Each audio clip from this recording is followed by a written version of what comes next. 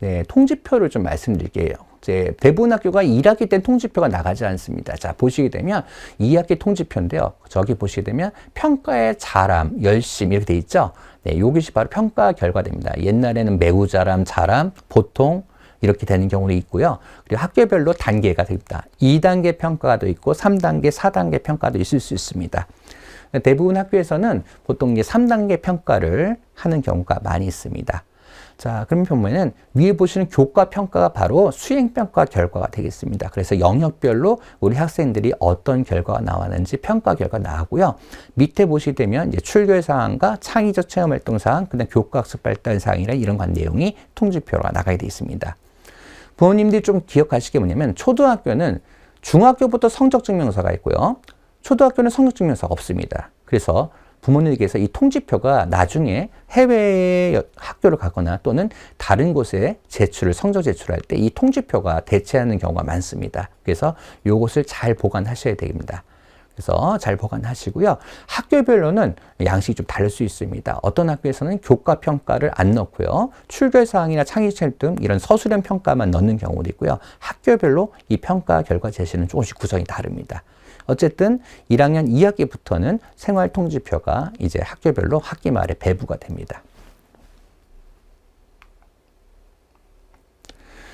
그리고 정기고사라고 이제 말씀드린데요. 정기고사 저희 옛날에 이제 저희가 중간고사, 기말고사 이건 이루어지지 않습니다. 이제 뭐든 단원평가는 있을 수가 있어요. 단원평가는 이제 선생님께서 의무사항도 아니고 단원별로 선생님들이 아이의 성취 기준을 좀 확인하는 정도로 하는 건 있을 수 있지만은 옛날처럼 중간, 기말고사는 없습니다. 자, 통지표 구성이 앞에서는 좀 달라지셨죠? 네, 아까 뭐가 달랐죠? 네, 교과 평가 내용이 없죠. 네, 학교별로 어떤 학교에서는 이런 교과 평가 내용이 들어가지 않고 창의적 체험할 때나 교과 학습 발달 사항이 들어갈 수 있습니다. 자, 교과 학습 발달 사항 보시게 되면 과목별로 아이들의 성취가 어떤 것이 있었고 어떤 활동이 있는지 그 내용이 나와 있어야 돼요. 바로 이 교과 학습 발달 사항이 아까 말씀드린 과정 중심 평가. 우리 학생이 이 학습 활동을 하면서 어떤 것을 배웠고 이 과정 속에서 어떤 변화가 있었는지 이런 것을 서술로 기술해 준 것이 바로 교과 학습 발달 사항이 되겠습니다. 그래서 부모님들께서는 이런 교과학습 발달 상황을 통해서 우리 아이가 어떤 성취를 이뤘고 어떤 변화 그리고 앞으로의 어떤 관심사가 있는지 이런 것을 통해서 알 수가 있습니다. 자, 그 다음에 이제 출결에 대해서 보게 됐습니다. 출결은 학교별로 조금씩은 다른데요. 이렇게 학기 초에 어떤 방식으로 출결을 적용하고 교육체험학습을 할 건지 안내가 들어가게 됩니다. 자, 그리고 학교에서는 두 가지가 있습니다. 학교 홈페이지 가시면 이 서식 자료가 다 들어가 있고요. 또 학교마다 지금 운영하는 하이클래스나 또는 이알림이 그래서 온라인으로 제출하는 경우도 있습니다. 또 라이스 시스템에서 온라인으로 출제할 수 있기 때문에 학교별로 온라인으로 제출할 수 있는 학교들이 많아졌기 때문에 그 부분도 같이 한번 확인하시면 좋을 것 같습니다. 학교에서는 이제 결석의 종류가 여러 가지가 있어요. 질병 결석과 이랬는데요. 대부분 부모님들이 많이 겪는 게 질병 결석이실 겁니다. 우리 아이들 1학년 때 많이 아프죠?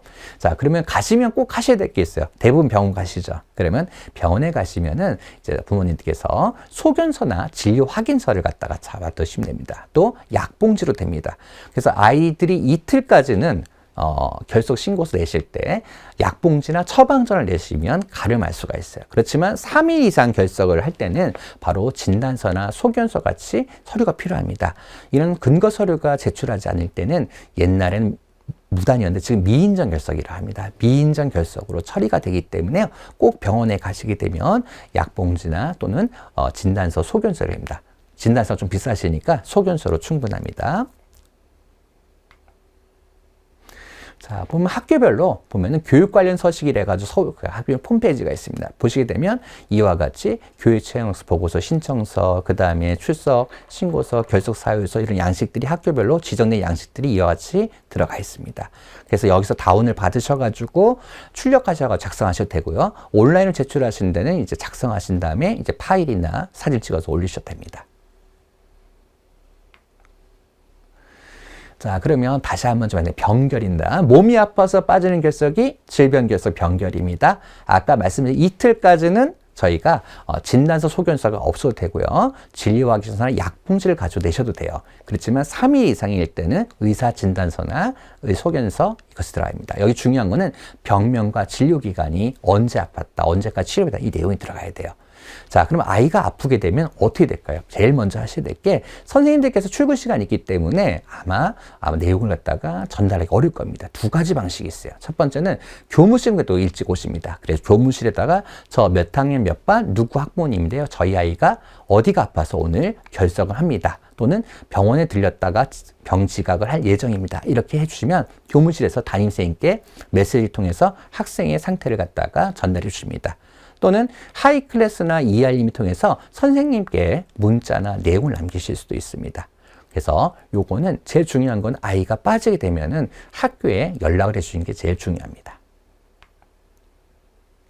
자, 그러면 단계를 다시 한번 볼게요. 자, 다시 한번 학교로 먼저 연락하시고, 그 다음에 담임선생님께 먼저 교무실 연락하신 다음에 치료 후에 의사의 진단면 확인하시고요. 자, 3단계는 이게 뭐냐면, 우리 학생이 간단한 질병인 이틀 이내 결석인 처방전이지만 굉장히 좀 법정 간염병, 코로나 독감이라든지 이럴 경우에는 서류가 필요해요.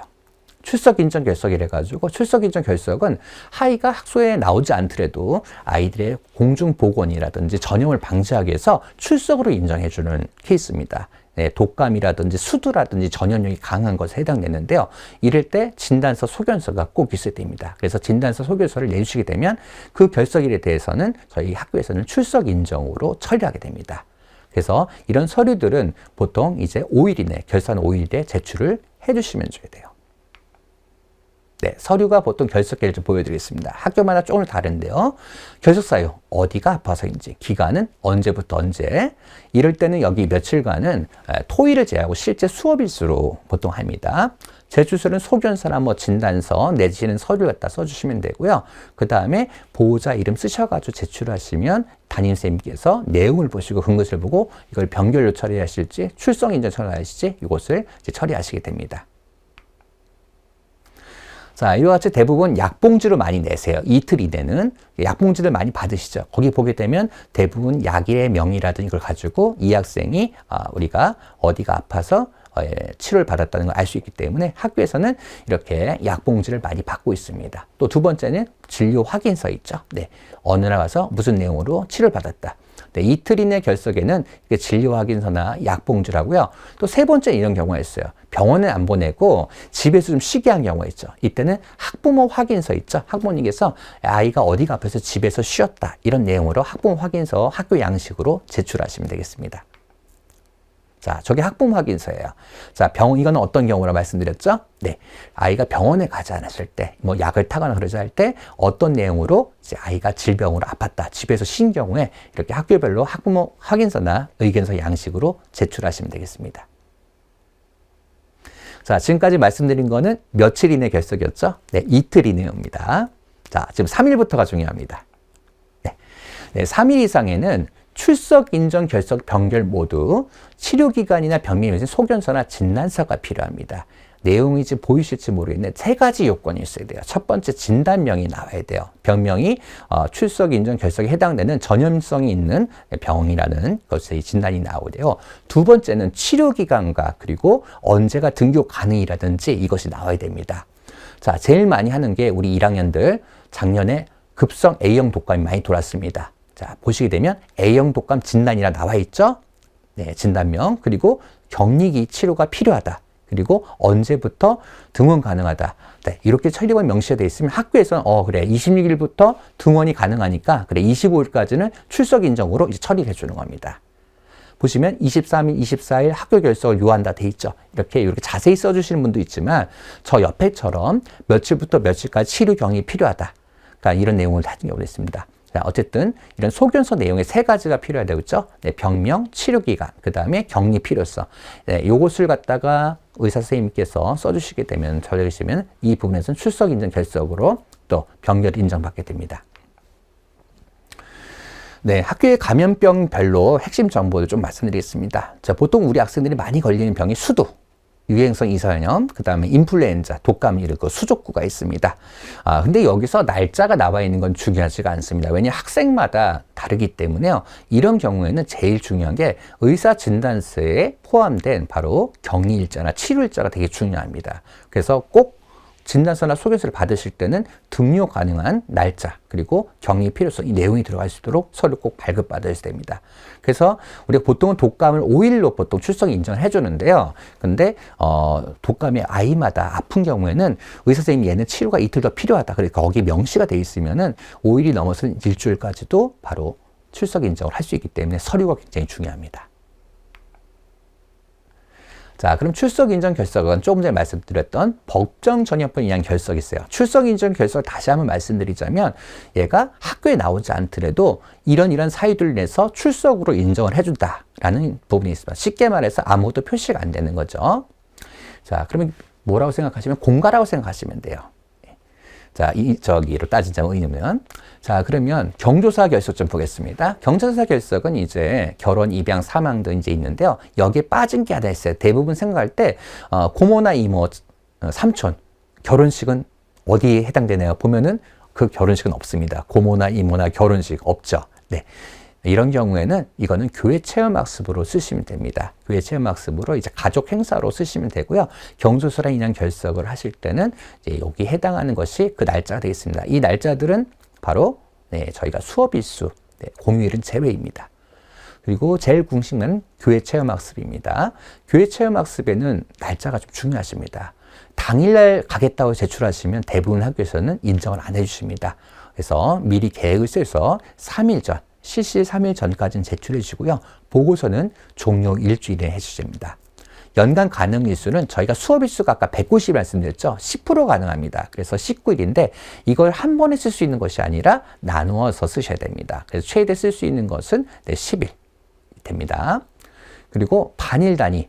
우리가 금요일 같은 경우에 해당됩니다. 금요일날 생각해보니 아이를 하루 종일 체험학습 쓰는 것보다 오후에 출발하니까 이렇게 반일 쓰실 수도 있고요. 그리고 저희가 지난번 코로나처럼 위기가 심각일 경우에는 가정학습도 할 수가 있습니다. 그리고 또 학생 선수로 해서 등록된 피겨라든지 학생들이 등록된 선수에 대해서는 연간 20일까지 바로 출석 인정 결석인데요. 요거는 별도로 좀 카운팅이 됩니다. 그 여학생의 경우에는 이제 4, 5학년이 되면 우리 학생들이 이제 생리가 시작되는데 이럴 때는 월 1회 출석 인정 결석이 가능합니다. 근데 중요한 거는 출석 인정 결석을 받기 위해서는 근거 서류를 갖춰야 됩니다. 이 근거 서류가 없을 경우에는 학교에서는 여러 가지 감사를 나중에 이 출석 인정 결석 없이 했다가는 나중에 이것이 미인정 결석이나 변결을 받기 때문에 이런 결석을 받기 위해서는 근거 서류를 꼭 제출해 주셔야 됩니다. 그럼 가장 중요한 교회 체험학습에 있어 보겠습니다. 네, 신청서 제출은 3일 전까지 담임교사에게 제출하게 됩니다. 제출하는 방식은 온라인으로 될 수 있고요. 또는 집으로 직접, 학교로 직접 제출하는 방식도 있습니다. 미제출 시에는 미인정규 처리가 됩니다. 그래서 신청서가 결제가 되고 이제 허가 통보가 이뤄서 체험학습을 신청하는데요. 5일 이상 길게 하는 체험학습 중에는 부모님께서 학생의 소재 안전 확인해서 담임교사에게 1회 이상을 연락을 해주셔야 됩니다. 그리고 다녀와서는 7일 내에 담임교사에게 보고서를 제출하시고 이것이 모두 서류가 갖춰지게 되면 출석 인정으로 처리가 됩니다. 자, 중요하신 게 어떤 내용으로 체험을 쓸 수 있느냐 중요합니다. 가족여행, 농촌체험, 친지방문, 그리고 친족 애경사 참여, 문화예술 판로, 진로체험 등 보호자 동행시에 허용합니다. 여기서 중요한 게 뭘까요? 보호자 동행시입니다. 연간 19일까지 가능하고 한 번에 최대 쓸 수 있는 것은 10일까지입니다. 그리고 이 체험학습을 초과할 경우 있죠. 미인정 결석 차례예요. 예를 들어가지고 한 번에 쓸 수 있는 게 10일이죠. 11일이 넘어가게 되면 11일, 12일차는 미인정 결석 처리가 되는 겁니다. 자, 그리고 중요한 거는 보호자는 일반적으로 친족어른, 부모님과 또 우리 친족어른을 말하는 거고 뭐 일반 학원 강사라든지 이런 분에 해당되지 않습니다. 그래서 만약에 보호자가 참여하지 않는 경우에는 학교에서는 체험학습을 인정하지 않습니다. 또 학원이나 교회, 또 입시라든지 이로 인해 가지고 운영하는 캠프에 참여하는 것도 체험학습의 목적에 해당되지 않기 때문에 허가가 되지 않고 출석 인정 처리가 되지 않습니다. 그래서 체험학습은 아까 말씀드렸다시피 가족여행이나 농촌체험, 친지방문 이와 같이 부모님과 보호자가 동행하는 이런 목적에 맞는 것에만 신청을 하시기 바랍니다. 자, 그러면 날짜를 보면서 좀 한번 카운팅하는 걸 보도록 하겠습니다. 보시게 되면 보면 자유유업이 이렇게 쭉 껴 있죠. 저희가 체험학습은 공휴일을 제외하고 10일이라고 했습니다. 자, 그럼 보시게 되면 이런 작년에 이랬죠. 작년에 같이 이렇게 공휴일과 이렇게 많은 경우에 보시게 되면 8, 10, 11 빨간데 표시된 게 우리가 몇 개죠? 네, 10개입니다. 즉, 이 학생은 일요일까지 포함하면은 지난달 30일부터 쭉 해서 바로 23일까지 질 수가 있는 겁니다. 그래서 이런 것을 잘 활용하면은 좀 장기간 또 체험학습도 가능하기 때문에 잘 활용해 보시기 바랍니다. 근데 중요한 거는 학교마다 특히 강남 지역에 문제되는 케이스가 어쩌면 방학 기간 전후로가 좀 문제가 됩니다. 어떤 경우는 여름방학 앞부분에 체험학습을 가고 여름방학도 끝나죠. 체험학습을 쓰는 겁니다. 자, 이게 왜 문제가 되냐면 저희가 불법 해외 연수를 갔다가 저희 학교에서는 교육청에서는 그것을 인정하지 않고 있습니다. 근데 이것을 악용하셔가지고 19일을 갔다가 교회 체험학습 10주일을 앞에 여름방학 전 10일, 여름방학 후 9일 이렇게 해가지고 방학휴에서 약 2달 가까이를 갖다가 하시는 분들이 있습니다. 자, 그래서 교육청에서는 여름방학 전후 동시에 연결돼서 될 경우에 앞부분만 인정을 해주고요. 뒷부분은 미인정 결소 처리합니다. 그렇기 때문에 부모님들께서는 이걸 악용하지 않으시도록 좀 부탁을 드리겠습니다. 다시 한번 말씀드리면 방학 기간에 앞뒤로 걸쳐져 있는 체험학습의 경우에는 앞부분에 대한 체험학습만 출석 인정을 해주고 뒷부분의 결석은 출석 인정으로 하고 미인정 결석으로 처리가 됩니다. 그래서 정말 목적에 맞는 교회 체험학습이 될 수 있도록 우리 부모님들 잘 운영해 주시기 부탁드리겠습니다. 자, 그럼 체험학습 신청서 보고서 내용을 좀 보도록 하겠습니다. 네, 교회 체험학습 신청서는 3일 정도로 제출해 주시면 되고요. 네, 보시게 되면 인적사항과 기간, 장소, 어떤 학습을 하게 되는지 간단하게 제출하시면 되겠습니다. 체험학습 보고서를 제출할 때는 여기에 입장권을 붙이셔도 되고 또는 이때 사진을 갖다 출력해서 붙이셔도 되고 아이가 이 체험학습 보고서에서 어떤 내용을 느끼고 배웠는지를 갖다가 간단하게 적어주시면 되겠습니다. 그래서 요것들은 저희가 신청서 보고서는 제출일, 신청 전 3일 전, 그리고 갔다 와서는 일주일 이내 제출을 꼭 해주시기 바랍니다.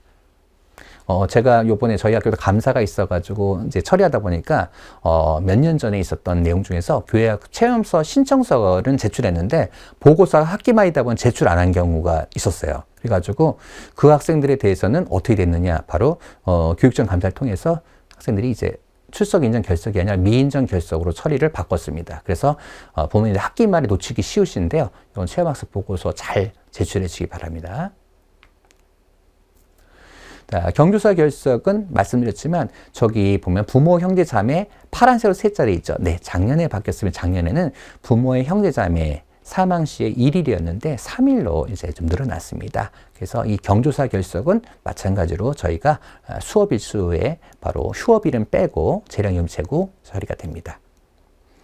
자, 그런데 여기 근거 서류가 이제 보면은 됩니다. 중고등학교에서는 이 사망진단서 제출했는데 저희 초등학교 대부분 학교에서 사망진단서까지는 요구를 하지 않고요.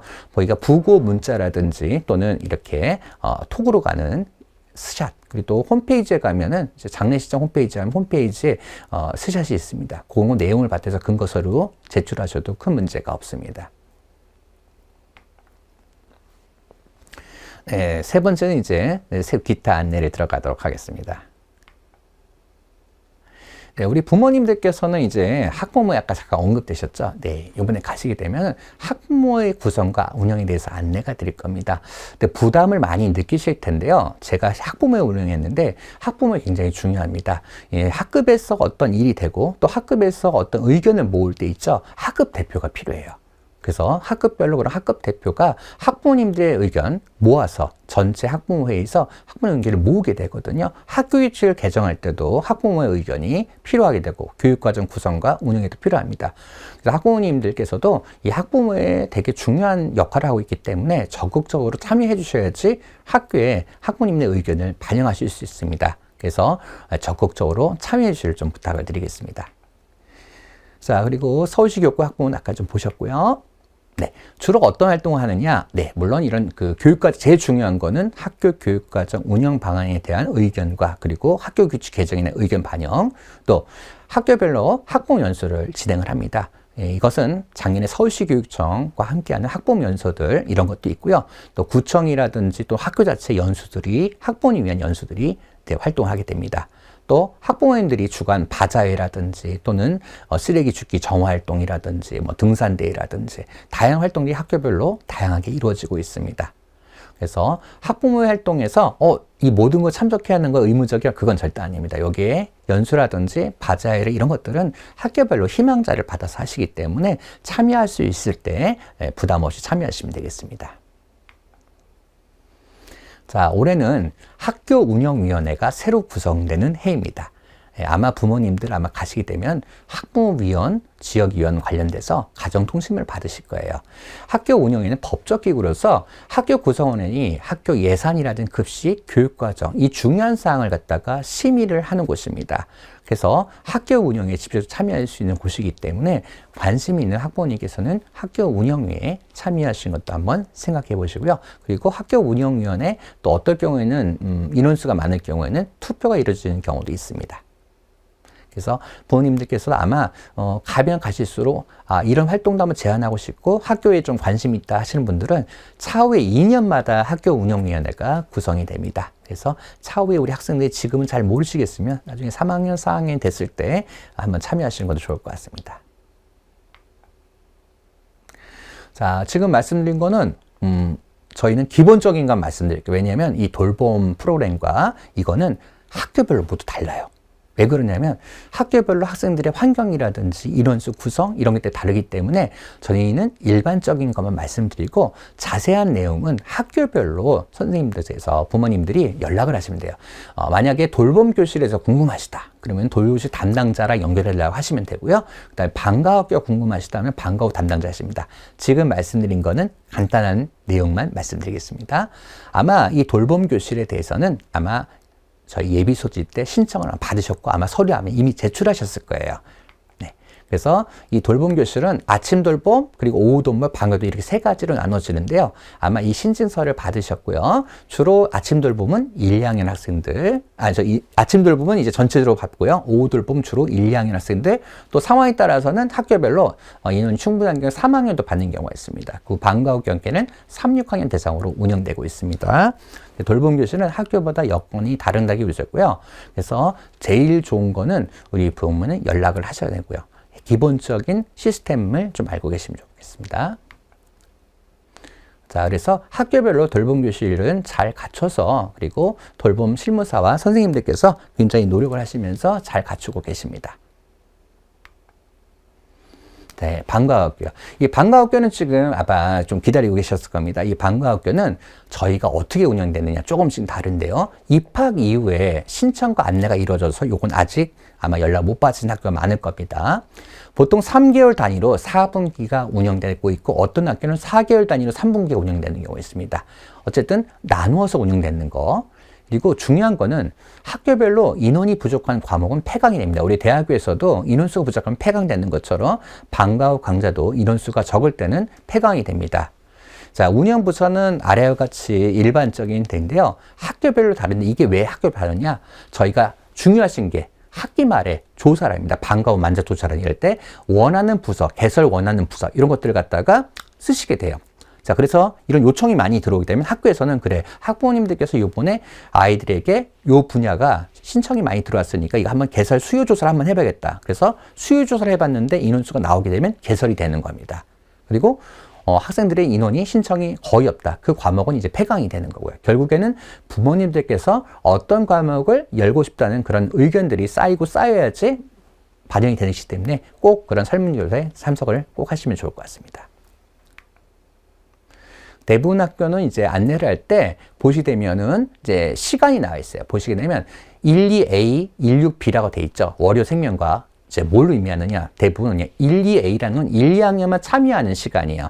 시간을 보시면은 1시부터 2시 20분까지 즉 5, 6교시에 걸쳐져 있습니다. 지금 이거는 3, 4, 5, 6학년이 못 들어가죠. 뒤에 시간은 2시 반부 때문에 여기는 6학년까지 모두 참석할 수 있는 프로그램이 돼요. 자, 이걸 왜 이렇게 나눠 놓느냐? 월요일에 생명과학도 하고 싶고 그 뒤에 만화 그리기도 하고 싶고 연사를 하고 싶은 학부모님 계실 거죠. 그렇기 때문에 바로 이렇게 반을 나누는 경우가 많습니다. 그래서 부모님들께서는 이렇게 시간을 보시고 요일별 또 시간표 내용을 보시고서 방과 후를 갖다가 신청을 하시면 되겠습니다.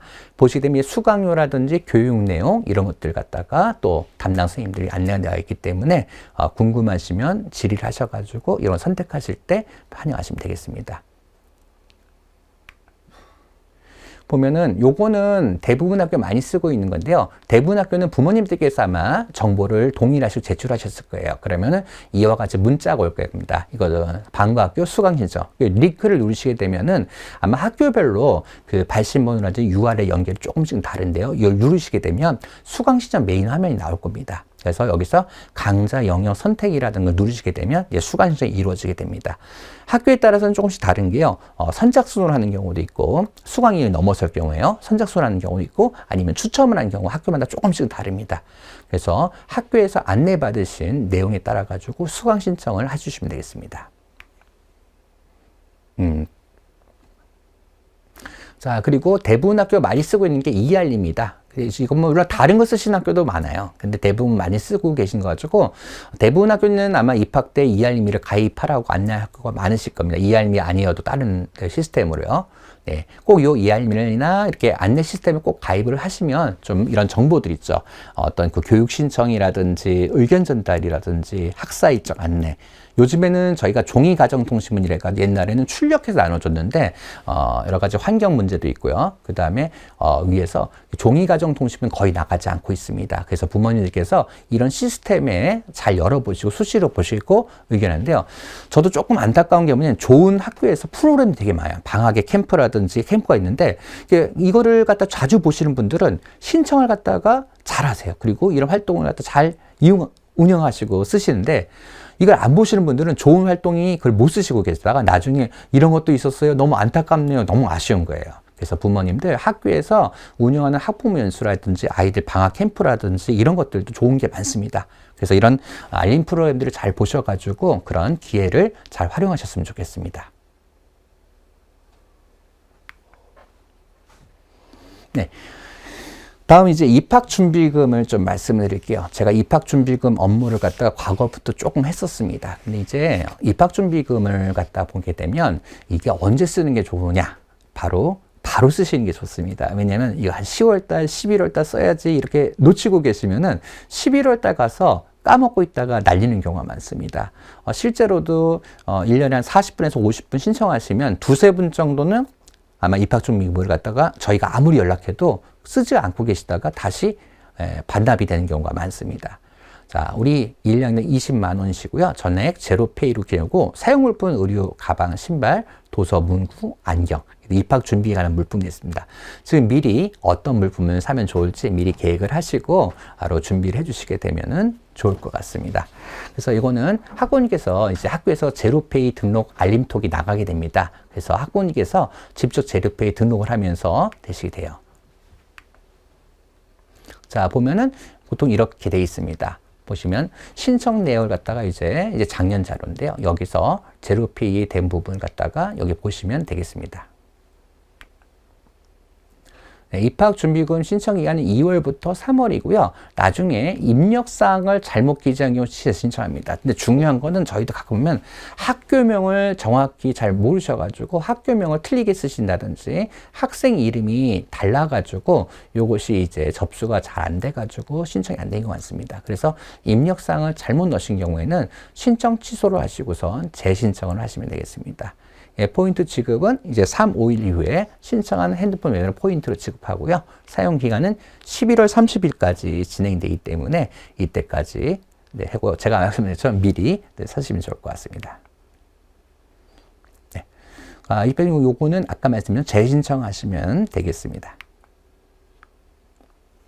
자, 휴대자 명의와 제휴명부 제로파지수가 제로 포인트는 반드시 휴대 본인 명의 휴대폰으로만 전송되기 때문에 다른 사람 명의로 하시면 됩니다. 그리고 제로페이로 지원하는 경우는 QR코드 방식의 모바일 간편 시스템입니다. 그래서 비플페이나 지맵의 포인트를 가맹점에서 확인하시면 되겠습니다. 그리고 요거를 잘 활용이 어려우실 경우에는 거기 보면은 연락처가 있습니다. 톡을 받으시게 되면 그 톡에서 받은 연락처에 질의를 해주시면은 자세하게 상담을 해주시게 됩니다. 자, 지금 이제 끝난 건 아니고요. 저희 잠깐 이제 보겠습니다. 아까 저희 시간적 여유가 있어가지고 제가 설명 가운데서 조금 더 자세히 해드릴 부분 좀 있었는데 그 부분 조금만 좀 설명을 더 해드리고 좀 해도록 하겠습니다.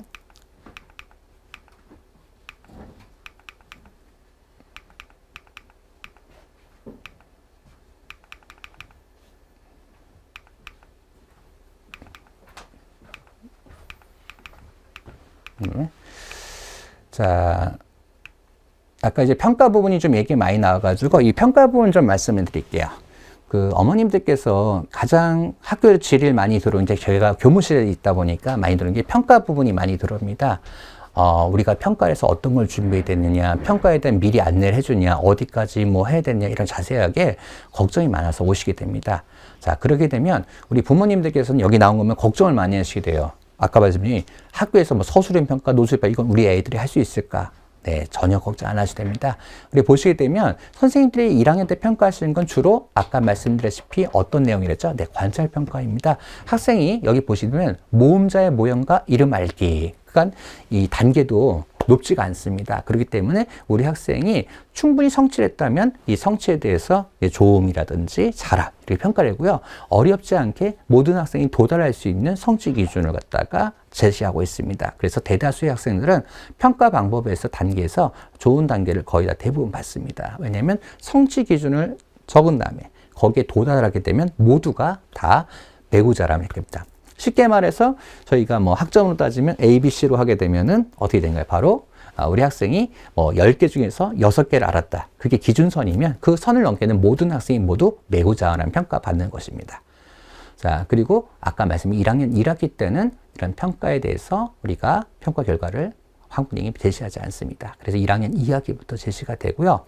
거기 보시다시피 우리가 관찰평가 중심으로 해가지고 우리 학생들이 어렵지 않게 평가할 수 있도록 합니다. 그리고 또 단원평가나 여러 가지 정기시험 가지고 걱정하시는 분들인데요. 그런 부분에 대해서 전혀 걱정하지 않으셔야 됩니다.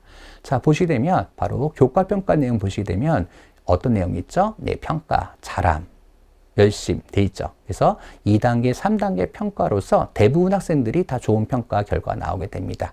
그리고 평가 방식이 있어서 학교마다 다른데 이와 같이 중요한 건 교과학습 발달사항 평가처럼 학생이 국어나 수학 각 과목에서 어떠한 성취와 그리고 어떠한 성취를 통해서 과정에서 어떤 것이 변화가 있었는지 성취를 이뤘는지 그런 내용 중심으로 과정 중심으로 선생님들이 기술해 주시게 됩니다.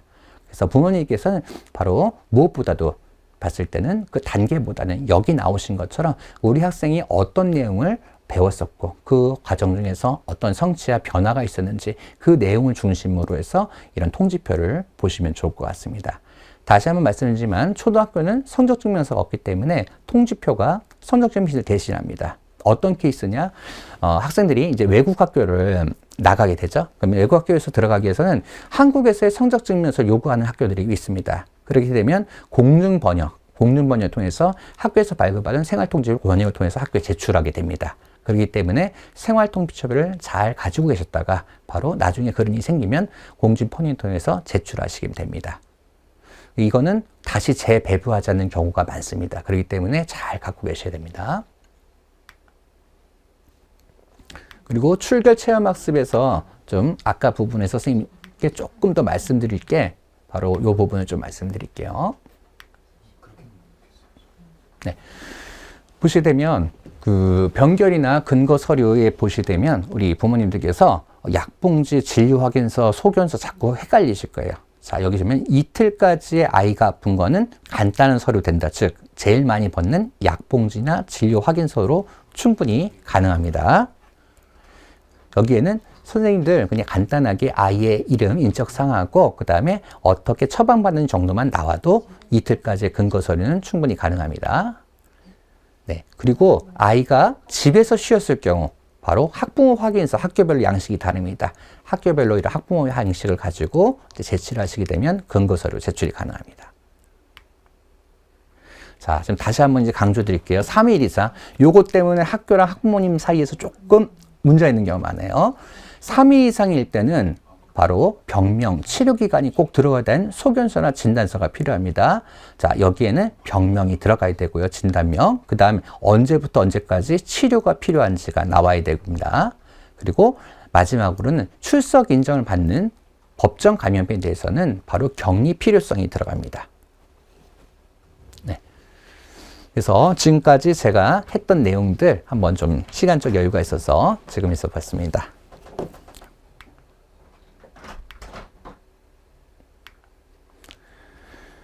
자, 그러면 지금 여기 들어온 질문 중에서 제가 하나 좀 봅니다. 교과서 얘기가 좀 나오신데요. 뭐 교과서는 모든 초등학교 동일한가요? 네, 초등학교의 경우에는 국정 교과서를 대부분 합니다. 근데 3, 4학년부터는 저희가 지금 그 별자별로 업체가 과목을 다른 경우가 있습니다. 교과서는 이제 구매를 하게 하는 거는 이제 보통 출판사에서 많이 구입을 할 수 있는데요. 별도로 이제 복습 필요한 경우는 이제 출판사에서 구매를 하시면 되겠습니다.